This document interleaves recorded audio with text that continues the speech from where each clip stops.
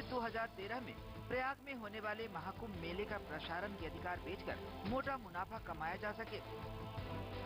कुंभ के इतिहास में ऐसा पहला मौका है जब इसके टेलीकास्ट राइट्स बेचने की बात की गई है और इसके लिए उत्तर प्रदेश शासन ने बाकायदा इलाहाबाद के आला अधिकारियों से जानकारी मांगी है।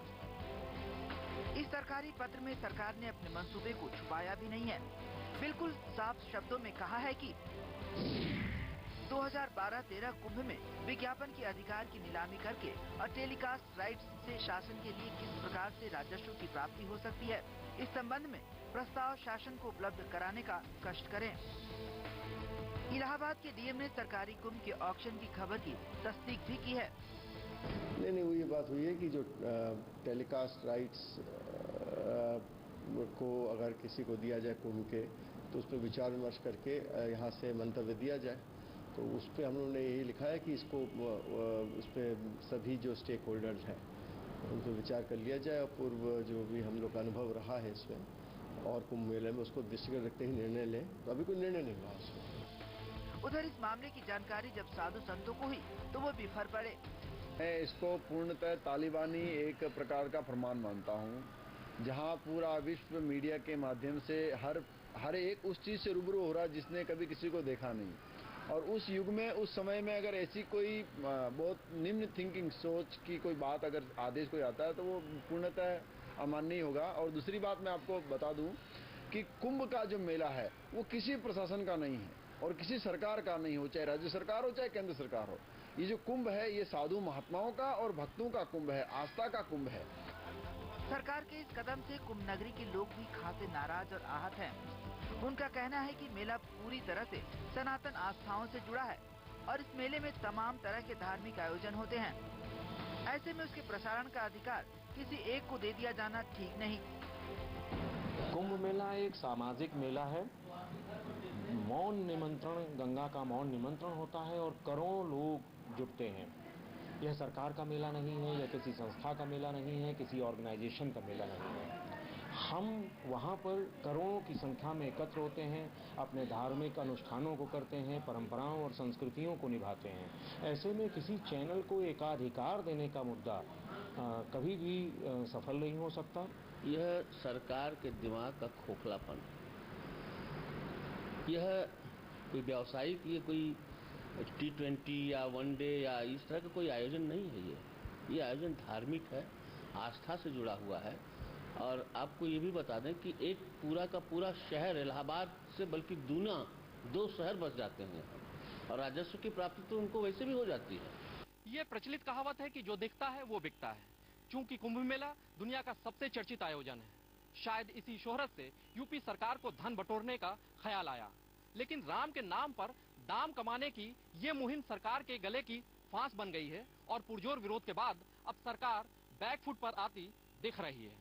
इलाहाबाद से ऋषि मालविया के साथ ज्ञानेंद्र शुक्ल, P7 न्यूज, लखनऊ।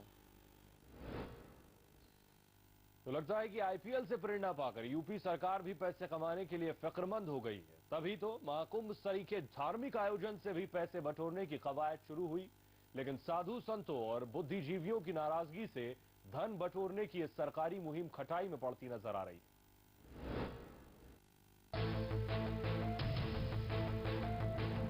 अगले वर्ष जनवरी में शुरू होकर मार्च तक चलने वाले इलाहाबाद कुंभ के आयोजन में देश दुनिया से तकरीबन 4 करोड़ लोगों के पहुंचने की उम्मीद है। केंद्र सरकार ने यहां के इंतजामात के लिए 1000 करोड़ रुपए का अनुदान दिया है। लिहाजा संस्थानों को किसी तरह की कमी नहीं नजर आती। इसके बावजूद अखिलेश सरकार पड़ गई है कमाई के चक्कर में। दरअसल मुख्य सचिव जावेद उस्मानी ने मई महीने में नगर विकास विभाग को पत्र लिखकर कुंभ मेला 2012-13 में राजस्व प्राप्ति के बारे में कहा था। P7 के पास मौजूद पत्र के मुताबिक नगर विकास विभाग ने मुख्य सचिव का पत्र कुंभ मेला प्रशासन को भेजकर इस बारे में प्रस्ताव मांगे थे कि विज्ञापन के अधिकार की नीलामी और टेलीकास्ट राइट से शासन के लिए किस प्रकार से राजस्व जुटाया जाए। हालांकि जिले के अफसरों ने नाखुश होकर अपनी रिपोर्ट में यही जवाब भेजा है कि संबंधित पक्षों से बात करके ही कोई फैसला लिया जाए। कहीं से सुझाव आया होगा कि ऐसा कर लेंगे तो राजस्व प्राप्त होगा, तो उसके संबंध में यहाँ से मंतव्य मांगा गया था।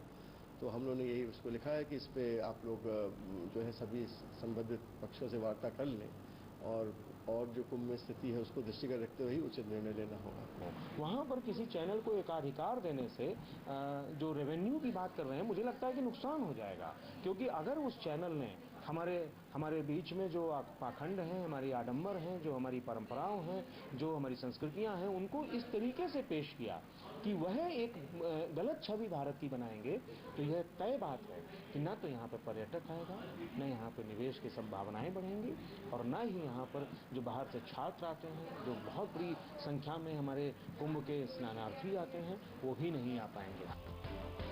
वहीं साधु संत कुंभ मेले में होने वाली व्यावसायिक गतिविधियों से कभी भी सहमत नहीं रहे। इसलिए वर्ष 2001 में कुंभ मेले के दौरान निजी होटलों को मेला क्षेत्र में जमीन देने का जमकर विरोध भी हुआ था।